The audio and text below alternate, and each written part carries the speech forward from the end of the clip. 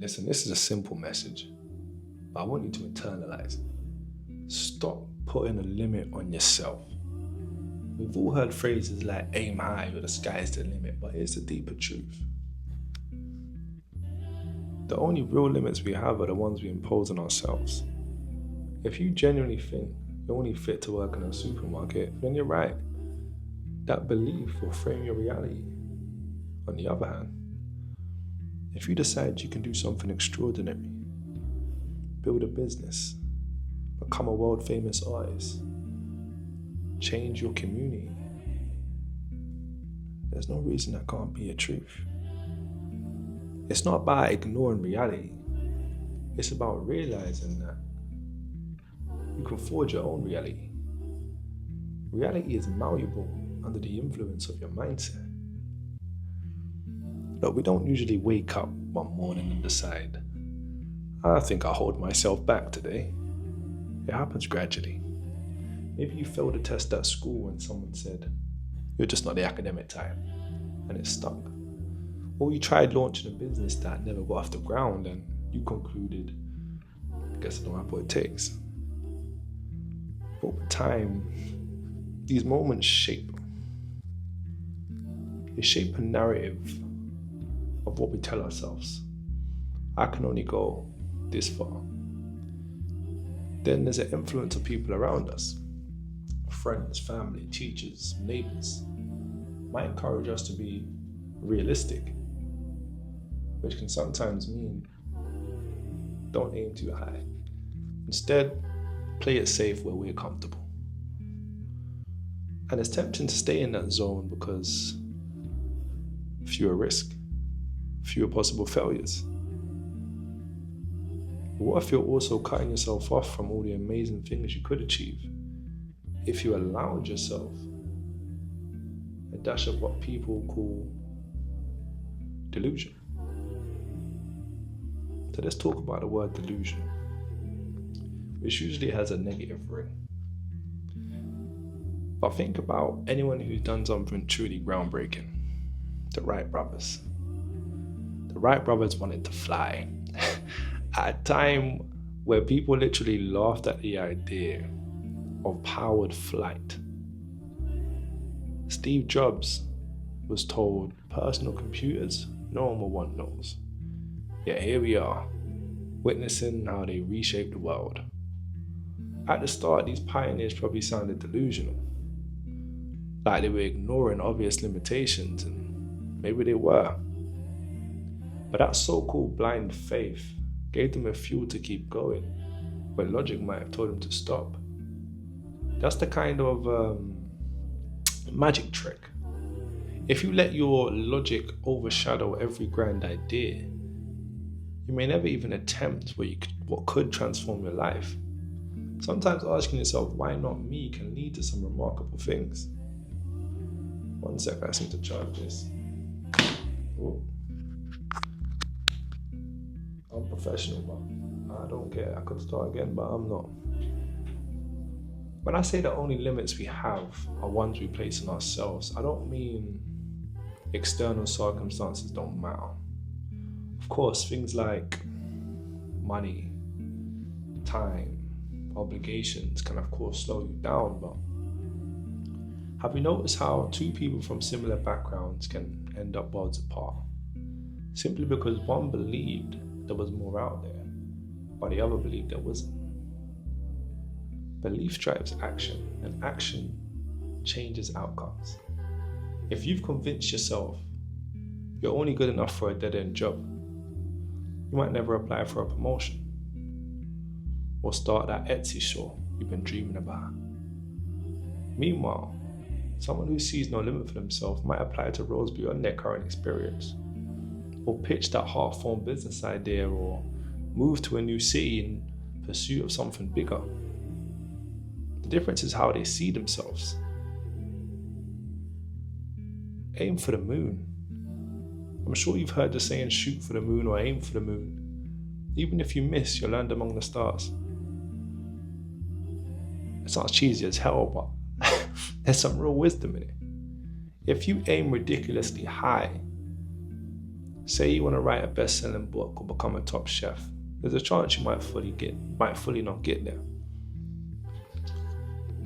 Maybe you don't become the next Stephen King or Gordon Ramsay, but in the act of shooting for it, you grow, you learn, and you end up far ahead of where you'd be if you just kept telling yourself I'm not cut out for it.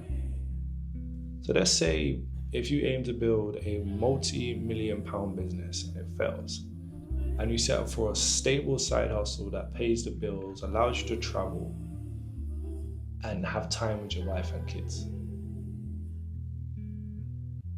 That might still be the zero if you had never tried it. Or maybe you want to be a professional dancer but don't quite make it to Broadway, yet you manage to become a local instructor with a following and a successful career, doing what you love. None of that happens if you set the bar at, I guess I can just do my 9 to 5 and that's it. So I'm not suggesting you run off ignoring every piece of reality. Delusional doesn't mean refusing to plan or do your homework. Instead, see it as adopting the belief that from the outside might seem irrationally optimistic. If you follow that belief with grounded action like studying the market, holding your craft, and getting mentors, it starts to look a lot less like delusion and more like visionary thinking. Anyone who started a venture with big ambitions has this. They have to. Because the world loves to say that's not practical, especially before success happens. But don't let that shut you down. If your gut is screaming, this is worth trying, I believe in it, maybe you owe it to yourself to at least test the waters. In the worst case, you learn a lot. The best case, you outdo your wildest predictions. One challenge is dealing with external voices that say, don't do it. Or that's too big. Dream more realistic. People might think they're protecting you from failure or disappointment, or maybe they're projecting their own fears onto you. Sometimes they're just flat out jealous. The result? They discourage you from aiming beyond what they consider normal. But it's your life, not theirs. If you stay confined by other people's comfort zones, you end up living their version of an acceptable life, not the one you truly desire. So next time someone says that's not realistic, ask yourself, whose realism are they talking about? There's plenty of examples of unrealistic ideas that succeeded because someone was stubborn enough to pursue them anyway. Think of Wi-Fi. Think of the fact we fly. Think of the fact we've gone from cars to bloody Bugattis. I meant horses to Bugattis. I'm tired. I need coffee. But look, all mistakes aside, if you're used to underestimating yourself, flipping that switch might feel weird. I can't just become confident overnight, you might think. And you'd be right. It's a process. But there are ways to gently push yourself toward this. Set a big goal. Find a small step that moves you in a direction. Celebrate tiny wins. Use other people's stories as motivation. Because if they can do it, why not you? And let that thought burn into your head. If someone's done it, if someone else can do it, why can't you do it? Over time, these little habits build up your confidence and your delusional dream starts feeling a lot more natural. The big reasons we keep our goals small is the fear of failing publicly. What if I try and everyone sees me fall flat on my face? It's a valid feeling, because it can hurt. But think about the alternative. Living your entire life in a cage that you made just to avoid some hypothetical embarrassment. Most people who take big swings faceplant a few times. It's part of the deal. Question is, do you learn from those faceplants and keep going? Or do you decide you're not cut out for it? You might fail at your initial plan, but that fail can teach you something crucial, or introduce you to someone who leads you to a bigger opportunity. The path to success is rarely a straight line. Actually, those missteps often being the stepping stones that define your eventual success. Added a bit of flavor and resilience to your story. In the spirit of delusion, I got a couple stories for you of some very delusional people.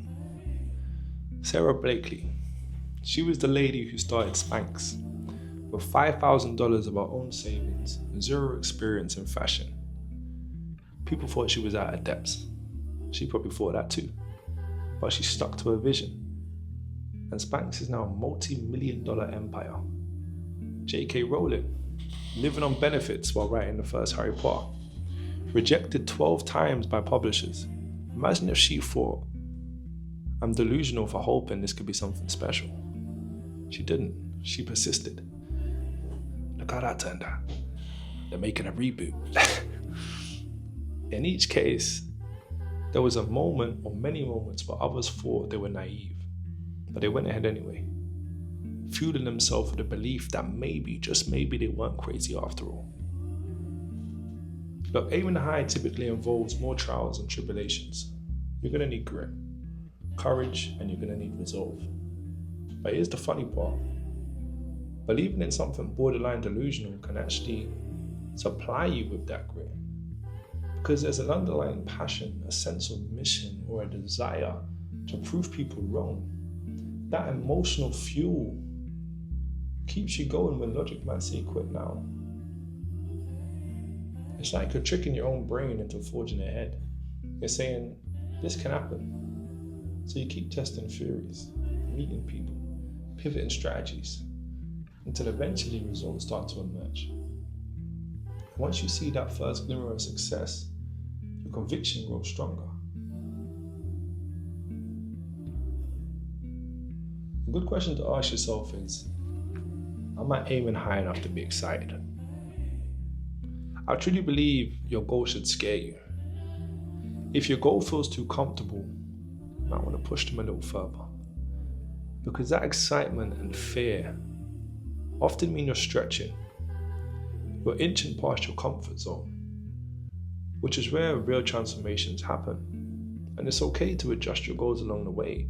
You might discover new interests or realize the original visions can be expanded. The point is just not to stop.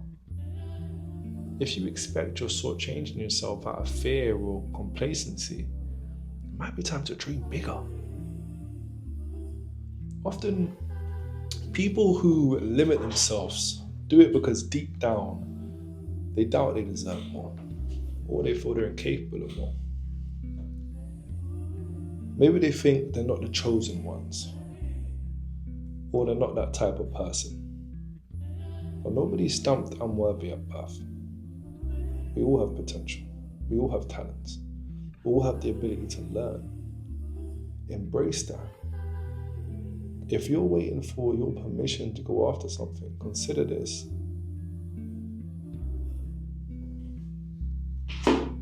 Here's your permission slip. You can aim for it, even if it seems laughable to others. I can guarantee I won't laugh at you. If you do fail, you'll do so learning new skills, building new resilience. And you simply gather yourself and go again. Each step of that process gradually pushes your ceiling higher and higher until you realize that you've actually done more than you once thought possible. And at the end of the day, the biggest difference between someone who stays in a role they hate or someone who rockets into a life they love is a decision to challenge their own perceived boundaries. If you keep telling yourself you're only worth a certain level of success, you'll constantly filter your actions through that lens. On the flip side, if you let yourself believe that you can achieve something remarkable, even if you're unsure how, you'll start seeking pathways to make it happen. So ask yourself, what's the worst that can happen if I dream? Sure, you might face some disappointment, but you might also create a life for yourself that you dreamt about. And even if you don't fully reach the top, you'll damn sure climb higher than you ever would have otherwise. And that's what it means to break your own limits. You remove the mental ceiling that's been capping your potential. So listen, the world's full of people who've settled, who've chosen security over possibility. But the world also has dreamers who've refused to accept no, or impossible as a final answer.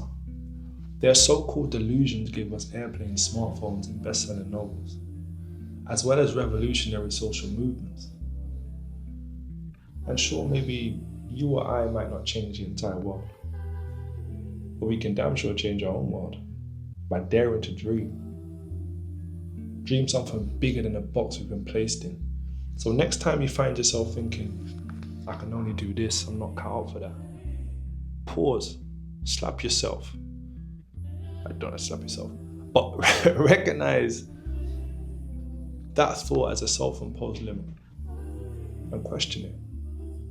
Who says you can't at least try? Who says you won't figure it out along the way? Who says your delusion might not be the exact spark the world, or at least your world, needs? In the end, your comfort zone might feel safe, but it will never allow you to show you what you're truly capable of. Stepping beyond it might feel insane, reckless, or even childish, and guess what? That's exactly what leads to breakthroughs. So go for it. Let them call you crazy. Let them call you unrealistic. Let them call you delusional. Better to be called that while you chase your biggest dream than to be called settled while you watch others chase theirs. You got this. I believe in you. Go get it. I love you all. Thank you. Peace.